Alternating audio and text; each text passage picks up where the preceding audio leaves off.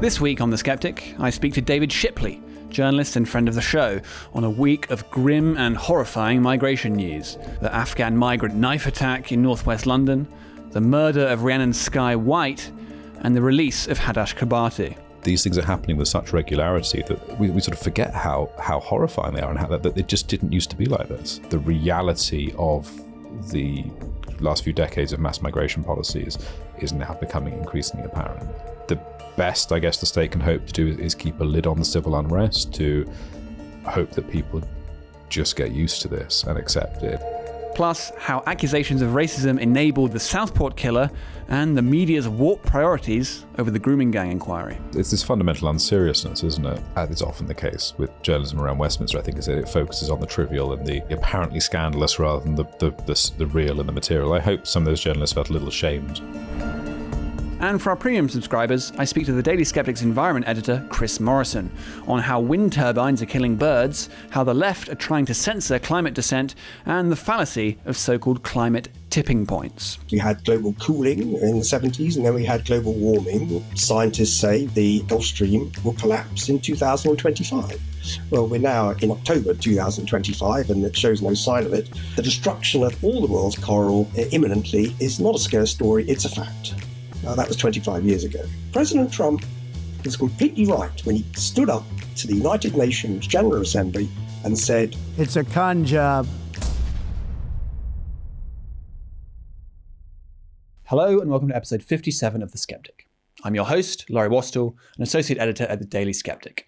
And I'm very pleased to be joined today here in the studio by journalist and friend of the show, David Shipley. It's great David. To be back. So we've got an enormous amount to get into this week, David. Plenty of stories related to migration and illegal migration in particular. But let's start with the absolutely awful news. This happened on Monday, but came out last night on Tuesday as we're recording this.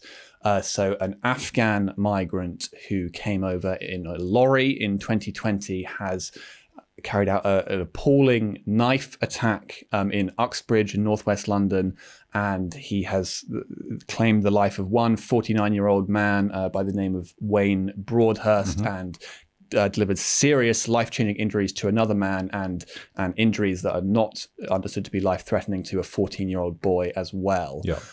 Now, I mean, it's just an absolutely horrifying story, David. There's lots of different elements to get into, but I suppose to start off with, I mean, what do you make of that? Have you watched the video? I have.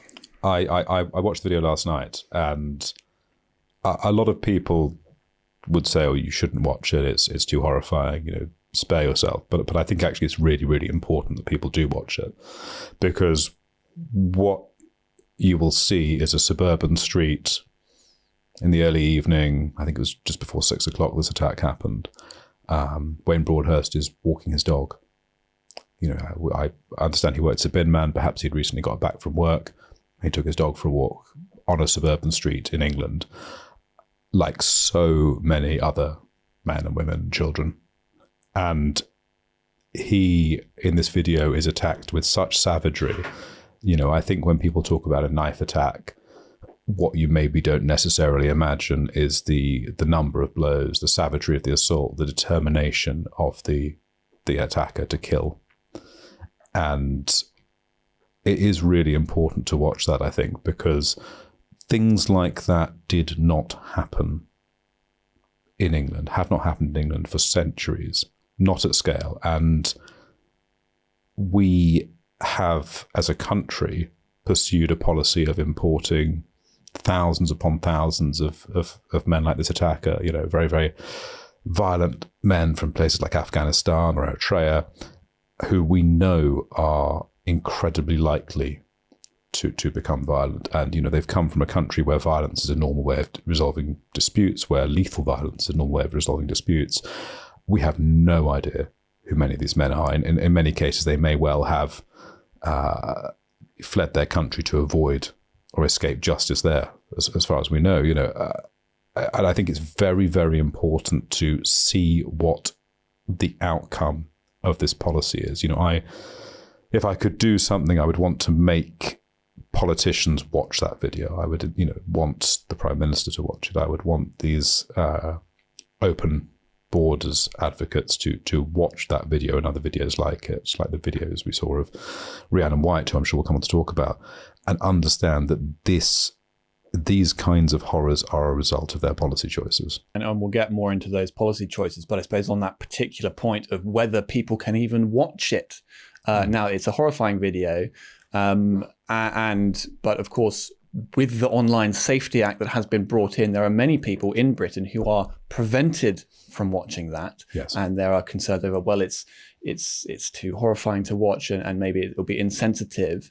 But it does very much seem like this is really the role that was designed to play in the first place, which was to effectively stop the public from seeing the worst excesses of the policies that our government has inflicted on us, and to really hide the truth. And similarly, we were seeing last night, for instance, on the BBC, they had this attack. I think at one point it wasn't even on the front page. Finally, it made it on there, but it was second to the hurricane in Jamaica, and the key political fact about it, that it was carried out by an Afghan migrant, was not even in the headline. So and it's a real attempt to downplay this. I think there is, but also I think if that had happened a decade ago, the Prime Minister would be there today. I remember the royal family would be there. They'd be doing a walk around. It would be this appalling, shocking horror which would dominate the news cycle, at least for the week, if not longer. And in 2025, it's just another day in the UK. Another Brit has been horribly murdered by someone who shouldn't have been here. And we just move on as if this is the weather, as if this is just a thing which happens. And yeah, I think the BBC clearly downplayed it in a way which I think is appalling, both in terms of the prominence they gave the story and their avoiding of the use of the word Afghan in the headline. But also, these things are happening with such regularity that I think there is a risk we become, we sort of forget how horrifying they are and how that they just didn't used to be like this. So I think even news channels which are being more clear and honest about it are maybe not making anything like as much of this story as they would have even 5 or 10 years ago. And I think politically too. I mean, we've seen over the past week, we can get into it more in a minute, but Labour's really quite hysterical freak out about comments made by Sarah Pochin last Friday about woke advertising, essentially, and they've been hammering that all weekend. Statements from Keir Starmer denouncing it. So many people calling for her to resign. Wall-to-wall coverage, really, from Labour backbenchers that no one's ever heard of coming out and saying she must lose the whip. And there's been really barely a peep from Keir Starmer about this particular horrifying tragedy. There is this. I think we've talked before, there's a profound lack of seriousness in our political class. Like you said, they're obsessing about what Sarah Pochin said about advertising, and they did it at the press conference, which was held to talk about the inquiry into the child rape gangs. And they I think you said they asked 8 or 9 questions about it. Yeah, it's so facile, and there's this determination amongst much of our political and media class to talk about stuff which is fundamentally not serious and just not that important compared to the real material threats facing our country. Okay, and so, of course, one of the questions at a time like this is how quickly we will learn any details about the attacker. Now, of course, last year during the Southport, or in the aftermath of the awful Southport massacre, there was that immense official caginess as to who the perpetrator may have been. We were told originally that, he was born in Cardiff, and people didn't really believe that. A choir boy, indeed, a Welsh choir boy. And so there was speculation online that he had come over in a small boat, and then, anyway, all of this. And that, in the year since, has prompted the police to actually change their policy and say they're going to try and get out ahead of this and be more upfront with people. And that does seem to be more or less what they've done in this instance. We learned relatively early on that he was an Afghan. What have you made of, I suppose, the effect of that this time? But what does that say also about how the state is feeling about potential unrest following these kinds of crimes? Yeah, I would say, so they had to get ministerial approval last night to disclose the status and the origin of the guy they'd arrested. So I don't think it was a police level decision. This certainly went to ministerial level. I think the state as a whole has realised that it can't repeat the Southport approach. It's an approach essentially guaranteed to further destroy trust in the state and to create disorder. So I think they have started to realise that it's better to communicate and be honest about this stuff. I would say as well, actually, I think the new team at the Home Office, now Shabana Mahmood has got there, are better than the old team. They are more clued up people. I think the advisors around her are more pragmatic and sensible. I don't think the Home Office would have given that level of disclosure 6 weeks ago when under the previous Home Secretary. So I think there's a culture shift there as well, which I think is a positive one. Although sometimes they seem a bit confused by it, don't they? Sort of, the briefing is, he wasn't a boat migrant. He came over on a lorry, and as if that's any better. Well, this is it. And I think sometimes we see this stuff. This is the same thing with the hotels, where they seem to think that the thing people are bothered by is migrants in hotels. When I think actually the thing people are bothered by is their communities full of strange, dangerous, unpredictable men who make us all feel unsafe and make us all less safe. And it doesn't matter if they're in hotels or HMOs or being kept on military bases, then bussed into town centres for days out. No one wants any of that. Yes, and so perhaps for the media and public response to it, it's a wise decision to get out ahead of this in this way. But there is always the question of what is the state's sort of narrative that they're going to try and push here, or will they try to?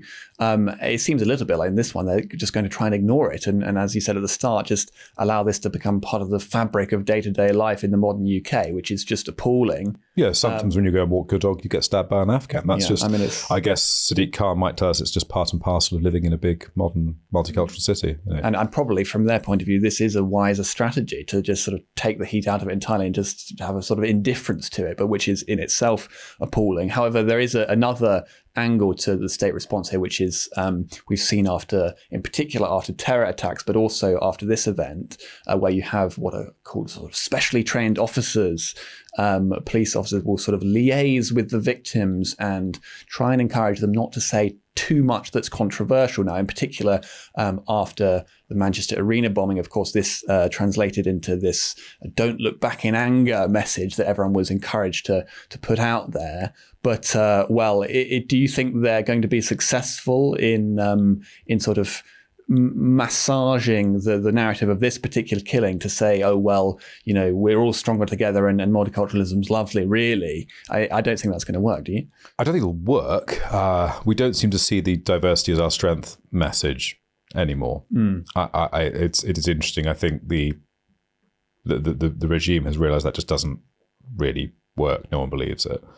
So I don't think they yet have a coherent narrative, and that's probably because there isn't really one, right? There's no ultimately.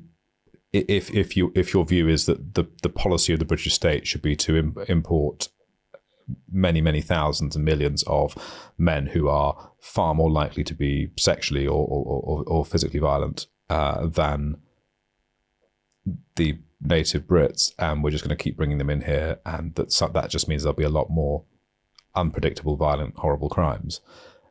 I'm not sure there is a narrative which justifies that, because it's just so appallingly criminal. It's a criminal act of negligence and harm against the people of this country. So I think the problem they've got is that the reality of the last few decades of mass migration policies is now becoming increasingly apparent. So the best, I guess, the state can hope to do is keep a lid on the civil unrest, to hope that people just get used to this and accept it in a kind of passive way. But I don't think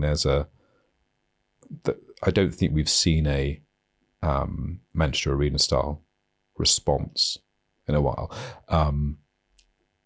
But also, it may be that we're not going to see those kinds of mass casualty events. In lots of ways, the organised Islamist threat seems to be in a decline, certainly compared to what it was a decade ago. And instead, we're just getting what is actually more terrifying in lots of ways, I think. This totally random violence, which could just happen on a street corner, when you're walking a dog. So I don't think the state has a coherent way of trying to manage that yet. What I think is notable is that there are not a lot of the families of these victims who come out immediately calling for mass deportations, bringing back hanging, shifts to policy, and that I think is surprising. It's worth considering why that is. I know there are lots of sort of chat and rumours that go around online about these nudge units and this sort of thing. I'd be very, very interested to speak to anyone who has been sort of a victim of these kinds of situations, who has been spoken to by these specially trained officers. I'd be intrigued to understand what those conversations look like, because that it is natural and right to feel anger at these sorts of crimes, and the lack of publicly expressed anger, I think, is perplexing. Yes, I mean, I think you make a good point about, obviously there are Islamist terror attacks as well, but it seems to some extent having moved on from the age of that to this age of more just random nihilistic terror attacks by people who, as Chris Bayliss, another friend of the show, has put it, are really just in the countries that they've ended up in for want of anywhere else to be. And they very often end up being violent in some way or another, and seeming to have a kind of resentment against the society that they find themselves in, and to carry that out in unspeakable ways. And of course, there's been another example of this in the news this week, and that's the conviction now of the murderer of Rhiannon Skye White, who was who worked in a migrant hotel in Walsall. And I mean, this is just such an unspeakable case, David. But so this man been sort of looking at her menacingly that whole evening in the migrant hotel. Maybe there'd been some kind of a dispute, but basically he clearly had it in for her. He then followed her to the totally empty train station where she was going home to her young child. Her son, yes. And 5-year-old son. 5-year-old son. And then he stabbed her 20 or so times with a screwdriver, and then she died. I mean, it's just such a horrifying I think about half of those blows were to her head, and one of them was so powerful that it actually penetrated the skull into her brainstem. Although she didn't die straight away, she lay there dying, and this guy, Deng Chol-Majek, then walked away, threw her mobile phone away, went to the corner shop, bought a beer. While he was buying a beer, he was wiping blood off his trousers. He then went back to the hotel and was seen partying with his friends outside, dancing and drinking and laughing. And on some CCTV footage, you can see that happening as the sirens pass in response to the discovery of Rhiannon's body. And it's just a crime of such horrendous savagery, the murder of a young woman who was just doing her job. And again, I think it's important to remember this is a choice. That man should not have been here. And she is dead because he was here. She is dead because of policy. And there's been because there's been so much this week, I think some of this detail's been missed, but there's some really good detail in the reporting that Will Bolton did from Telegraph. He attended the trial, and he dug out this fact that actually the Serco, who operated this hotel and operate lots of these migrant hotels, keep a log of incidents related to migrants. So when there's an act of violence, a threat of violence, or as is really common, they have weapons, they have axes, they have knives, and they keep them in their rooms. And because those rooms are officially under the law their home, the Serco staff aren't allowed to enter the rooms to take the weapons away, or they don't report it to the police. So you've just got these guys collecting lethal weaponry, and often they'll get moved from one hotel to another. And what Will discovered is on this log, they will, someone will turn up at a hotel and they'll have a list of previous incidents against them of violence, of threats of violence, either against staff or against other migrants in these hotels. And they just get housed. There's no concerted effort to deal with these things. I think that the police generally don't go and investigate these incidents and get reported. So I think another thing and because this is run by Serco, we can't FOI this, but I think, if there are any Serco employees who are fans of the show who have access to this, I think something you could do that would be very, very much in the public interest is find a way for these registers of incidents linked to migrants in hotels to make their way well, I mean, as going back to non-crime hate incidents, this is a way for the police to sort of track if people are potentially liable to go on to commit a hate crime. But this would seem to be a much more obvious indicator that these individuals would be likely to commit a crime, but it's being ignored. Well, violent crime generally doesn't come out of nowhere. It's very, very rare that the first act of violence someone commits would be a murder. This is a cross crime generally. So, if it's someone who, let's say, a man who murders his partner or wife, will typically, that will be the culmination of much physical abuse and violence. It won't just come out of nowhere. So, yes, when you have these men threatening violence, doing violence, collecting lethal weapons, they are very clearly demonstrating high-risk indicators which should be taken seriously. And if we were logging that, if that stuff was being reported to the police and the police were doing their job properly, if we lived in a society which cared about reality, not this pretense which allows us to feel virtuous, where we can pretend that it's all fine and we're just doing a good thing housing these desperate poor people. If we were honest about things and we tracked this information, we would be locking a lot of these men up because they are very clearly dangerous. And I think a key point here is that the fact that he was in a position to do this is in many ways a failure of so many different levels of the British state and of Serco as well, this sort of semi-independent arm of it that's contracted to do all these things. But there are decisions not to leave the ECHR, say, so that we can deport these people. There's a decision not to put them in a camp. Decision over many years. The decision to honour the fundamentally it's the Refugee Convention, right? We operate under the auspices of the Refugee Convention, which was established after World War II for a very different world, and that is now used to allow the mass flow of migrants who aren't really refugees in any meaningful sense. They just turn up and say they're a risk in their country. And we need to stop doing that. It's a profound act of harm against our country and our people. But I think the key point here is that while, yes, this man will now go to prison, and similarly, I think after this attack this week, the Home Secretary said something along the lines of, if you're a foreign national, you commit a crime, you will face the full force of the law. I think that's not that statement isn't directly from the Home Secretary, but that is certainly the guidance that the Home Office is putting out is that the law will be enforced, which is reassuring to us all. But this is after the fact, right? This does not reassure Rhiannon Sky-White's 5-year-old son, who let out a guttural scream when he was told that his, I think, grandma or whoever told him said she would never ever forget. And that you have no responsibility. You have some punishment for the criminal after they do it, but who in the Home Office is saying, oh yeah, I'm the one who let him in, right? There's no responsibility there ever, and this is, I think, one reason why voters are so frustrated with the system that they just want to overturn the whole thing. Rightly so. The system is manifestly failing and is making us less safe.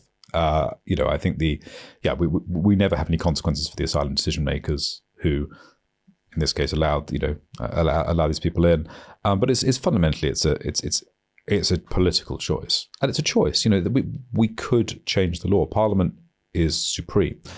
It would be the work of a few weeks to legislate such that no men like Deng Cholmagic, like this Afghan who killed Wayne Broadhurst, like Hadush Kabatu, none of them have to be here. It's a choice, and we do not have to live like this. Well, yes, that very much takes us on to Hadush Kabatu. So his sort of bizarre odyssey this week is almost a slightly more comical one in a way. It would be comical if it weren't also so serious, I think. One has to say. I think there is a sort of dark humour to it. But I think we shouldn't lose the fact that this guy sexually assaulted a 14-year-old girl, and he didn't kill anyone. So that's good in the context that we're talking about. But actually, she will have to live with that experience for the rest of her life, and that is for a child to be sexually assaulted by this strange, terrifying man is an awful thing.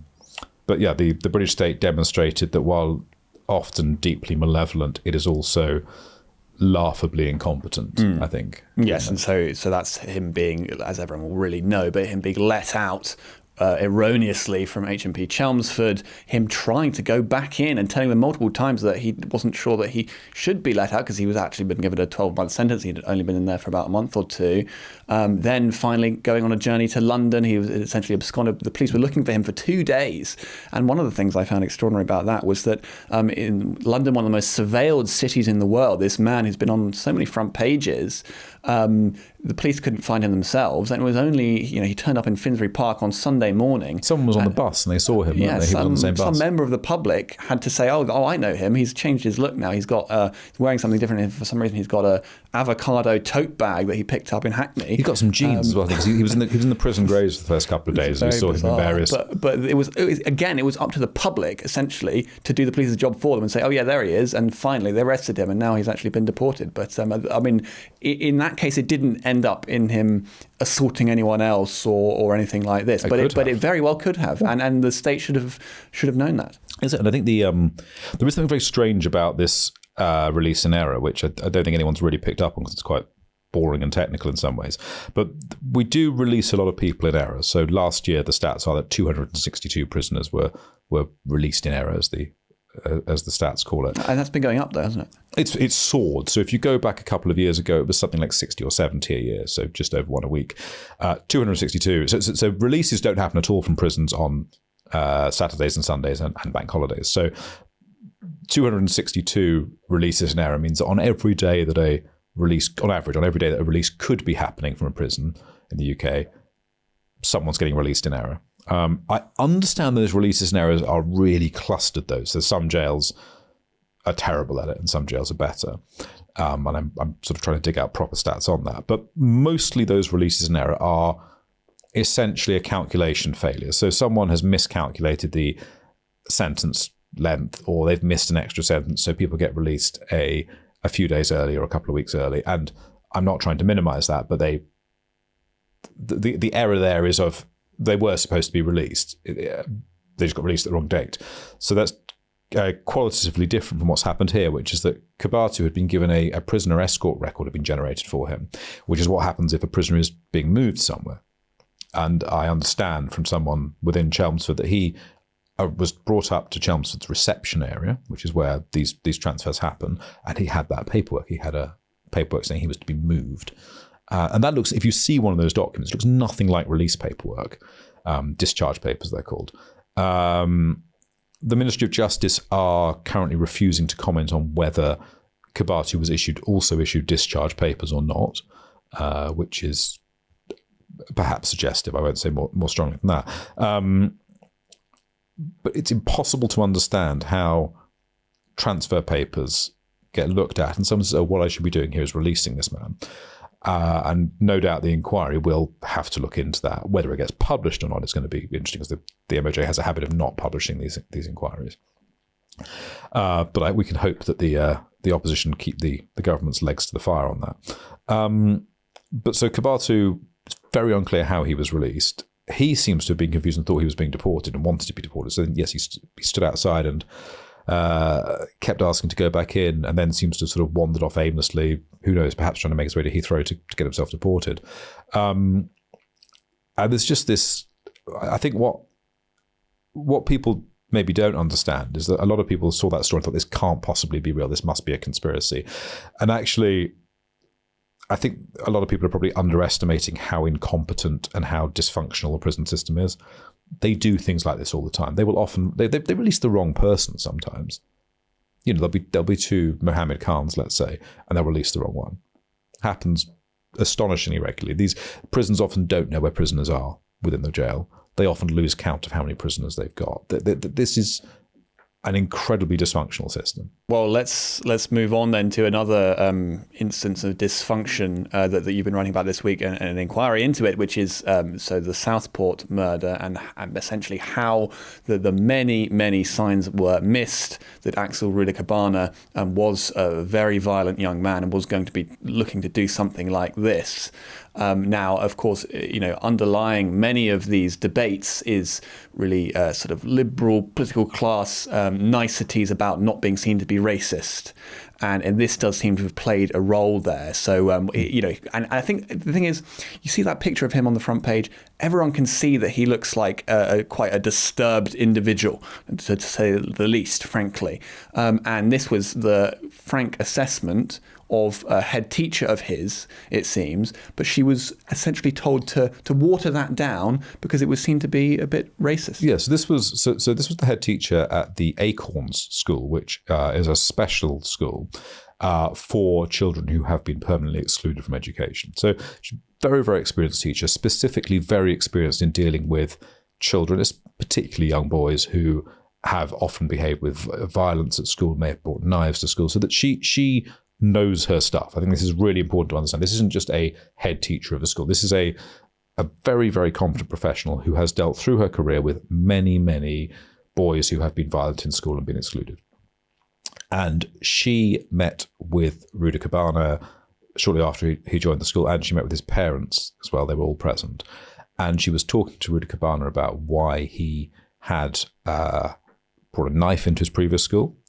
And he looked her dead in the eye, and he said to use it. And she remarked on the fact that she was shocked by the fact that his parents didn't seem fazed by that at all. They didn't seem concerned by that. Indeed, they were agreeing with their son's narrative that he had been bullied at the school, and that was why he'd brought a knife in. And later on, Rudy Cabana would start to make claims that he was being bullied at the Acorn school. But actually, it was over instance where another boy would say something like, "Oh, you need to put your apron on because we're cooking." And Rudy Cabana experienced that as bullying, and his parents would reinforce that narrative, his father particularly. And they've sort of stayed out of the criticisms. But I think what's becoming increasingly apparent, unexpectedly, is that the parents clearly were a contributing factor here in terms of how he turned out, which isn't surprising. I suppose just worth noting here that they were welcomed in, I think in 2003. They had fled the Rwandan genocide, or at least were getting away from all that that was going on in Rwanda. But they were very much welcomed in by British society in general. And one thing that always struck me is that there's an article from, I think, a local newspaper about the father in about 2014, and he, back in his home country, was a karate enthusiast. And the article is sort of saying, "Oh, Alphonse Rudy Cabana, he finally gets his black belt 20 years later after his long journey." It's sort of really celebrating him, and it's making a wonderful multicultural success story about. And he thanked us by raising a murderer who slaughtered young girls. It's just extraordinary. The head teacher was very disturbed by Axel Rudy Cabana, and she wrote a note to staff saying that he was, she was like sinister. She said that he should be searched for knives on a regular basis because she was concerned he would bring a knife into that school. She described having this deep sense of fear that he would do something at the Acorns, something similar. And she wrote a note about this. And then when different professionals were putting together a sort of report on him to help manage him, what seems to have been a social worker of some description essentially said that she was being racist, that she should take, that she was stigmatizing a black boy with a knife, because it's apparently racist to be concerned about black boys carrying knives. Maybe it's a cultural thing, who knows. And eventually this very experienced head teacher felt so chilled by that she withdrew those comments, and she said she sort of withdrew because, of course, particularly in the public sector, being labelled as racist is career ending and so destructive. And this is where fundamentally we have to recognise that anti-racist doctrine kills. This concern with being seen as racist and refusal to say what is true kills. It stops us being honest about sinister children who are escalating towards murder. It stops us being honest about the risk posed by, migrants from particular countries, because we couldn't, the rational thing would be to say we're not letting any migrants in from Afghanistan because the rate of criminality is too high. We can't do that as a society because that would be racist. So this anti-racism kills. And it's an example of just severely warped priorities, I think. And we saw a really just flagrant example of that this week. We've alluded to it a bit, but Sarah Pochin, the Reform MP for Runcorn and Helsby, made some slightly ill-advised but broadly accurate comments about the overrepresentation of black people and Asian people in advertising. And this was on Friday, this was on to Talk TV, and the left made this unbelievable stink about this. And this has come at the same time as they are completely botching the grooming gangs inquiry. Now, we had an extraordinary crystallization of that, just those unbelievably warped priorities, where you had Ellie Reynolds, one of the survivors who has resigned from the inquiry, giving a press conference alongside Nigel Farage with his proposal to actually have Parliament run the inquiry itself. Now, whether that's a good idea is sort of not for discussion today, I think, but nevertheless, this was one that was extremely brave from this individual, Ellie Reynolds, standing up there in the full glare of the media, speaking about her experiences and what she wanted to happen and how she'd been really betrayed in this inquiry. There was a lot, frankly, just for the media to get into in what had been said. And then we had the first question went to the BBC. Thank you, Mr. Farage. Harry Farley from the BBC. The Prime Minister has accused your MP, Sarah Pochin, of shocking racism and the sort of thing that will tear our country apart. Do you accept what Sarah Pochin said was racist, and are you considering any disciplinary action? And the thing that really galled me, David, was he did not even address her. So she had just given this speech, and he's addressed his comment only to Farage. And of course, what was the comment? He didn't say, thank you for that brave speech and well done. Didn't have a question for either. His only question was to Farage, and it was, what about Sarah Pochin and her remarks, and was she racist? And to just give you the full detail of the press conference, was just extraordinary. No less than 8 different British media outlets asked Farage about these Pochin comments. And then, of course, halfway through, we had that extraordinary intervention from Ellie herself. I find it quite, overwhelming as well that every single one of these medias has said something about a comment that was made by Sarah, which is understandable, absolutely fine. Yet it's taken medias decades to recognise grooming gangs that are coming over and raping our children because they're white. That is also racially motivated, and it is racist. Where she just said she could not believe, she was overwhelmed, she said, by the amount of focus that this issue had, when actually here they were to talk about grooming gangs. And this was racism, this was real racism. This was the racially targeted gang rape of people like her over decades. And why were they so interested in what one MP may have said and was slightly tripped over a woke tripwire when this is the real issue? Yeah, and it's this fundamental unseriousness, isn't it? It's often the case with journalism around Westminster. I think is that it focuses on the trivial and the apparently scandalous rather than the real and the material. I hope some of those journalists felt a little ashamed after they heard what he said, because they should. I think to ignore that serious matter, that real serious racist violation of thousands and thousands of girls, and instead focus on someone saying something about adverts. It was just silly and shameful, I think. Indeed. And I mean, the thing that really strikes me about it is you had this line from Keir Starmer this week, which was this, I think something like this kind of shocking racism will tear our country apart. That really strong language. And what was he talking about? He's talking about Sarah Pochin. Meanwhile... No, surely he must have been talking about the rape gangs or exactly? the racist murders or Deng Choi Majek murdering a white girl. Just, chalk and cheese there. Okay. And so finally, also...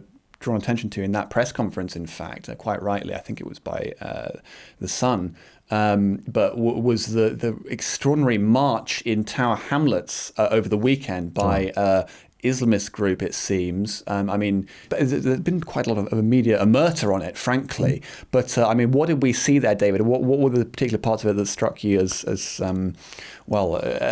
Let's say that this is again an example of intolerant extremism, to say the least, that the political class doesn't want to look at. Well, it looked a lot to me like the gatherings of paramilitary groups of the Muslim Brotherhood that we have seen in many other Muslim countries, which is the reason the Muslim Brotherhood is banned in many places. That was an attempt to intimidate, to control space, to assert a power and dominance over an area of the city, as was the sort of Tel Aviv football team's planned visit to Birmingham. We see these particular parts of the Muslim community in some cities are trying to exert civil dominance over areas of our country, And if the British state wants to continue to be a unified state, it needs to bring that to an end. Well, let's get into a little of what they said on that march in Tower Hamlets. So they were chanting things including Zionist scum off our streets. Now, which I thought was very interesting, because obviously some of the left were trying to push this as an anti-racist march in the East End, resisting fascism. And I sort of thought, okay, well, I wonder which side So the context being that of course, UKIP had wanted to march there, but were banned from doing so because it would have caused a riot. By which the police mean they wouldn't have been able to stop the Muslim paramilitaries from doing violence. Yes. Exactly. And I think that does very much speak to something. As you say, the British state is really allowing these groups to essentially police themselves de facto. What they will do is say to white groups, no, you can't come here, or in the case of Birmingham and Makkah Tel Aviv, of foreign of Israelis not to come in because there would also be a riot. But essentially they are saying that these ethnic blocs in these highly diverse, but not really diverse at all. These places, for instance, the area around Aston Park is 70% Muslim. Yeah. We should describe this. These are Muslim fiefdoms. Yeah, exactly. Jinx.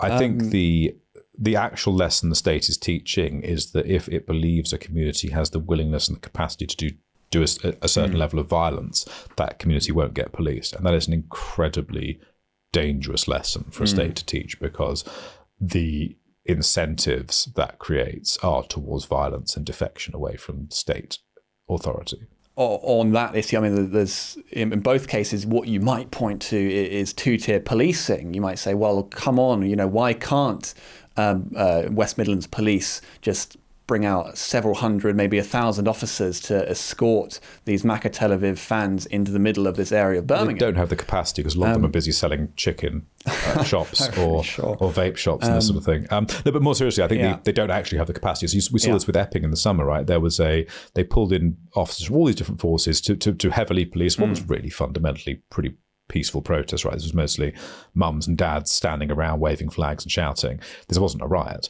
And even in that situation, there was footage I remember seeing where you had all these short, out-of-shape officers jogging along, struggling to keep up with a police van going in first gear. And part of this is the fitness standards have dropped dramatically. I think you have to get a 5.2 on the beep test now to be a police officer, which is sort of barely a jog. It's not taxing. It used to be 8 point something, so they've dramatically reduced it. So actually, the police don't have the physical capacity to deal with large-scale civil unrest. I think partly that, but also so one can actually very much talk about the police incapacity there. But if one is focusing one's outrage here merely on the police, that is really to miss the wider issue, which is that the fact is that the demographic changes that happen in places like parts of East London and Birmingham means that this is de facto, as we said, fiefdoms.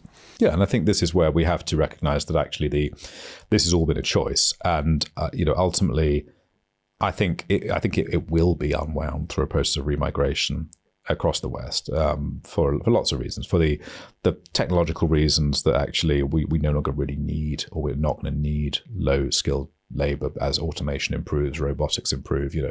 Why bring in someone on a care worker visa with 5 dependents when we just have a robot to care for your grandma that will work, all day long, and not you won't have to worry about whether that robot will be kind to her or not. So that's a big factor, and also I think the manifest evidence that multiculturalism doesn't work, that integration doesn't happen, that mass migration has been on all measures a negative, not just here but across the West. So I think because of those factors, this will be reversed, and and it's going to have to be as well, because letting these fiefdoms develop where which are essentially run by kind of fairly hardcore Muslim Brotherhood types is obviously a threat to the state and threat to the safety of the body politic generally. So this is going to have to be reversed. And to finish with then, I suppose what that intervention from Ellie Reynolds this week really crystallised for me was that, yes, we've had so much for such a long time. All of the political energy from a lot of our political class has been towards who can be the most anti-racist and who can talk about things like interventions like poachings, and this is just a way of completely ignoring the real issues, which are on issues of race and really are going in the other direction, are the ways in which, as we've spoken about, diversity is very much not our strength. It is a major, major problem. But as the grooming gangs is, of course, probably the biggest and most flagrant example. But does that mark a watershed, do you think, David, for the warped priorities of our political class now finally waking up to the fact that the way we've been running things, the ideology that we have been cleaving to for such a long time, it makes us completely deranged? I think it has done, yeah. I think that it's interesting. There is simultaneously a preference cascade happening where we're seeing a lot of shifting on migration, right? And elite defection is going on as well, because the system is clearly irrational and unsustainable. And even the narratives around, so I think a few weeks back we had the Tory party conference, and one of the Tories' big promises was a mass deportation offering. And Labour's response to that, their attack line, was not to say this is wrong, this is racist. Their attack line was, you can't trust the Tories to be competent and deliver on this. So that we are in a world where Labour are saying not mass migration, mass deportations are bad, but that the Tories won't deliver this, suggests to me that something fundamental has changed. And we're still, we've got 3.5 years to run to the next election. I think there will continue to be a big shift. And I suspect by the time we get to 2029, certainly Labour reform and the Tories will all be offering some kind of substantial remigration policy. And I wouldn't be surprised if the Lib Dems move on that as well. Actually, if you look at what's happening with how migrants are being dispersed now, this next wave of dispersals is going to push a lot of them into those nice bits of the southeast and the southwest where Lib Dem voters are currently. Because broadly, the Lib Dems are the party of people who live in areas which have avoided multiculturalism. As they start to get more exposed to the consequences of these policies, I suspect there'll be a shift there. And I wouldn't be surprised if the Lib Dems too have some kind of remigratory offering by 2029. So I think there's a huge shift already underway. It's happening across the West, most obviously in America, but we're seeing it everywhere, Japan. And I think there'll be that funny thing that happens where in 10 years, it'll be almost impossible to find a politician who remembers being in favour of mass migration, because I think remigration fundamentally is inevitable. David Shipley, thank you very much for coming on The Sceptic. And now for an update on all things climate related. And to get that this week, I'm very pleased to be joined by Chris Morrison, who is the Daily Sceptic's environment editor. Welcome, Chris. Hi, Laurie. So plenty of stories for us to get into this week, but let's start with that really unsung externality of the climate agenda, and in particular of the turbines, the wind turbines that they love to put up. And that's the fact that these actually kill a lot of birds and really are terrible for wildlife. Now, there's been a new study sort of documenting the extent of that this week. And really, Chris, well, it's quite horrifying, isn't it? The more we learn, the more we're horrified, in fact. And this report is very important. It came out in Nature last month. It was paywalled, so it's not had very much publicity, and I doubt whether it will get much publicity in the mainstream media anyway. A group of very well-known ecologists, one or two of them have looked into this for some time, and the paper is actually a compilation paper, and they collected really everything that we know or scientists have found out about the effects of wind turbines, because we know that they kill millions of bats a year. We know that they kill the raptors, the eagles, the hawks, these sorts of birds, the large birds. But what this paper shows is that the damage to nature is much worse than that. It cascades throughout.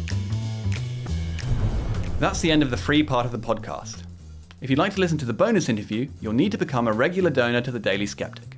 For as little as £5 a month, not only will you be able to watch or listen to the whole podcast, you'll also be able to access articles behind our paywall and join our discussion forum on Discord, where you'll have an opportunity to discuss the latest content on the Daily Sceptic with other donors, members of the editorial team, and some of your favourite contributors.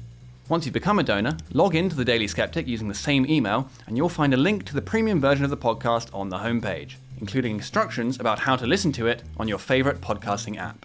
Remember, you can access all this bonus content for as little as £5 a month. Just go to dailyskeptic.org/donate.